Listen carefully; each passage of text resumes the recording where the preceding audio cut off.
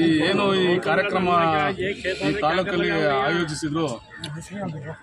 ನನ್ನ ಹೆಸರು ಬಸವರಾಜು ಅಂತ, ಜಯಬೇಡ್ರಲ್ಲಿ ಮಾಜಿ ಗ್ರಾಮ ಪಂಚಾಯತಿ ಅಧ್ಯಕ್ಷರು ಮತ್ತು ಯೋಜನಾ ಪ್ರಾಧಿಕಾರ ನಿರ್ದೇಶಕರು ಚನ್ನಪಟ್ಟಣ.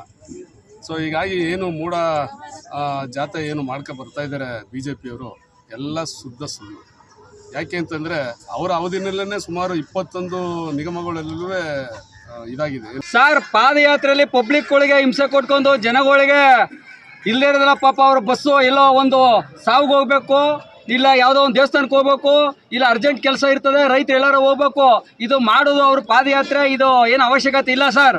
Sir ಅಷ್ಟೇನಿಲ್ಲ sir. ಅವರು ಅಂತ ಹೇಳಿದ್ರೆ ಮುಂದೆ ಒಂದು ಇತ್ತಕೊಂಡು ಬೇರೆ ಕಡೆ ರೋಡ್ ಬಿಟ್ಟು ರೋಡಿಂದ ಅವರು ಅವಾಯ್ಡ್ ಮಾಡಿ ಇವ್ರಿಗೆ ಅವ್ರ ಜನಗಳಿಗೆ ಪಬ್ಲಿಕ್ಗೆ ಅನುಕೂಲ ಮಾಡಿಕೊಟ್ಟು ಇವರು ಪಾದಯಾತ್ರೆ ಮಾಡಿದ್ರು ಸರ್. ಇವ್ರ ಥರ ಹಿಂಸೆ ಮಾಡುವಂತೆ ಪಾದಯಾತ್ರೆ ಯಾರು ಮಾಡಿಲ್ಲ ಸರ್. ವಾಲ್ಮೀಕಿ ಹಗರಣದ ಬಗ್ಗೆ ಹೇಳಿದವ್ರು ಹೇಳ್ತೀರಾ ಸರ್? ಅವೆಲ್ಲ ಇನ್ನೂ ಸರ್ ಏನು ಸಾಬೀತಾಗಿಲ್ಲ ಸರ್. ಇವರು ಸರ್ಕಾರನ ಬಿಡಿಸ್ಬೇಕು ಅನ್ನೋ ಕುತಂತ್ರದಿಂದ ಮಾಡ್ತಾವ್ರು ಸರ್. ವಾಲ್ಮೀಕಿ ಹಗರಣ ನಡೆದಿಲ್ವಾ ಸರ್? ಇನ್ನೂ ಅದು ಸರ್ ವಿಚಾರ ಇನ್ನ ಅದು ಪ್ರಕ್ಷೇಪ ಆಗಿಲ್ಲ ಸರ್.